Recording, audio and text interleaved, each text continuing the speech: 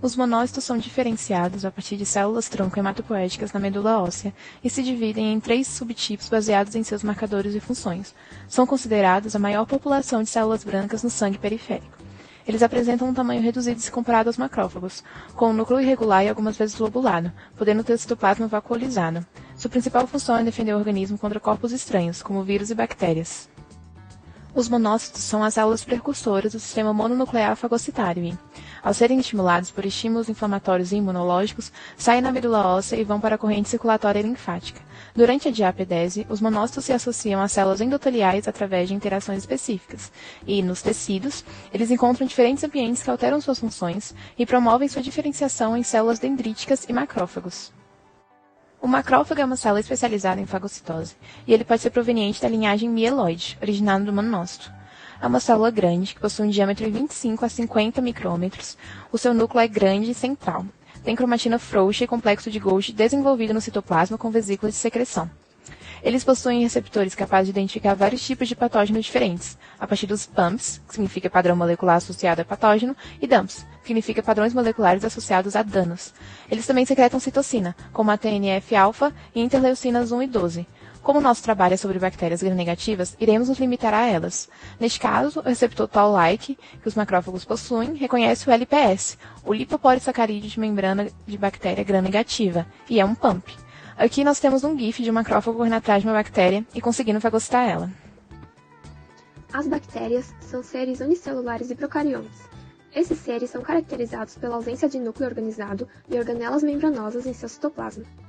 A célula bacteriana apresenta alguns componentes básicos que estão presentes em todas as células bacterianas, que são membrana plasmática, ribossomos, hialoplasma, parede celular e material genético, composto por um único cromossomo circular. Algumas bactérias podem apresentar um DNA extra, que é chamado de plasmídio, cápsula que dá adesão e proteção ao organismo, e flagelos e fibras para auxiliar na locomoção. A coloração de Gram divide as bactérias em 2 grupos distintos, Gram-positivas e Gram-negativas. A parede celular das bactérias Gram-positivas é mais simples, formada quase que completamente por peptidoglicano e exotoxina composta por ácido lipoteicoico, enquanto a parede celular das bactérias Gram-negativas é constituída por baixo teor de peptidoglicano, espaço periplasmático, membrana externa e lipopolissacarídeos aderidos a ela. O lipopolissacarídeo presente na estrutura dessas bactérias é o maior fator de virulência, determinando efeitos biológicos que resultam na amplificação de reações inflamatórias. Essa endotoxina é um antígeno fraco não específico que é pobremente neutralizado por anticorpos, sendo capaz de ativar a cascata do complemento. O lipopolissacarídeo induz os macrófagos a secretarem outras proteínas, as interleucinas, fator alfa de necrose tumoral, oxigênio reativo, nitrogênio intermediário, interferon e fatores ativadores de plaquetas e prostaglandinas. As bactérias extracelulares se multiplicam fora da célula hospedeira, em locais como sangue e tecidos conjuntivos, o lumen das vias aéreas e do trato gastrointestinal. Essas bactérias induzem a inflamação que ocasiona a destruição do tecido local e produção de toxinas que desencadeiam em vários efeitos patológicos. O lipopolissacarídeo, que é a toxina da parede celular das bactérias gram-negativas, é um ativador de macrófagos.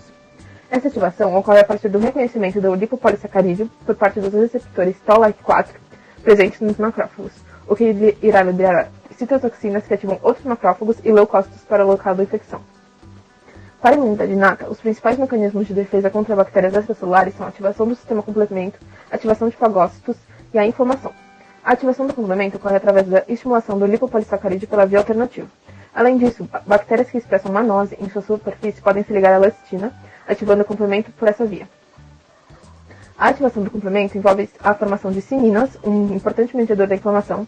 O lipopolissacarídeo induz os macrófagos a secretar interleucinas, TNF-alfa, oxigênio reativo e óxido nítrico. Mesmo em baixas quantidades, as endotoxinas são capazes de induzir uma resposta inflamatória periapical. Além disso, os subprodutos do complemento também estimulam a resposta inflamatória, que irá recrutar leucócitos. A ativação de neutrófilos e macrófagos ocorre através de receptores de superfície, receptores de manose e receptores de scavenger, que realizam o reconhecimento dessas bactérias extracelulares. Já para a imunidade adaptativa, os principais mecanismos são a imunidade humoral, mediada por anticorpos, e a imunidade mediada por células T, através da apresentação de patógenos. Essa última ocorre pois as bactérias extracelulares ativam células T, que são CD4 positivas auxiliares, que induzem inflamação local, produzem citocina e aumentam a atividade fagocitária e microbicida de macrófagos, além de estimular a produção de anticorpos. A resposta TH17 recruta neutrófilos e monócitos, o que gera uma inflamação local onde a bactéria está infectando. O principal efeito prejudicial ao organismo humano da resposta imune é a inflamação local, pois os mecanismos de defesa dos macrófagos, além de eliminarem o micro-organismo, também causam danos teciduais, como a produção de enzimas lisossomais e espécies reativas de oxigênio, ainda que essas sejam muito limitadas e controladas. Eu vou falar sobre o mecanismo de resposta contra bactérias intracelulares. Então, as bactérias intracelulares sobrevivem e se reproduzem obrigatoriamente dentro de células do hospedeiro. Com isso, elas acabam ficando inacessíveis contra as ações dos anticorpos, porque eles não conseguem atravessar a membrana celular do fagócito, fazendo com que a imunidade humoral não seja muito útil nesse caso. Então, primeiramente, nesse tipo de infecção, ocorre uma defesa inicial, que é proporcionada pela imunidade inata, e mediada pelas células dendríticas, neutrófilos, macrófagos e células NK. Então, os fagócitos, por meio de reconhecimento de PAMPs, ingerem e tentam destruir as bactérias intracelulares patogênicas, mas elas podem ser resistentes a essa degradação dentro do fagócito. Esses PAMPs, eles podem ser do tipo TLR4, que é específico para gram-negativas e reconhece o LPS, TLR5, que reconhece a flagelina, e alguns outros TLR que existem para reconhecimento de gram-negativas. Também podem ser reconhecidos por receptores citoplasmáticos da família de receptores do tipo NOD, especificamente 1 e 2. E até mesmo receptores de manose, que reconhecem resíduos terminais de manose. Esses macrófagos infectados começam então a secretar interleucina 12, que ativa as células NK. Com a NK ativada, ela produzirá interferon gama. E essa ativação ocorre concomitantemente entre as duas células. A NK, ela promove a destruição de bactérias fagocitadas através da indução das espécies reativas de oxigênio, óxido nítrico e enzimas líticas no macrófago. A infecção dessa forma é controlada e entra em ação o sistema imune adquirido para eliminar essa bactéria intracelular. Então, os protagonistas da imunidade adaptativa vão ser os linfócitos T. Então, dentro da imunidade adquirida, as bactérias intracelulares fagocitadas, que estão dentro das vesículas, podem estimular células TCD4 pela apresentação de antígeno via MHC classe 2 e ativar esses macrófagos.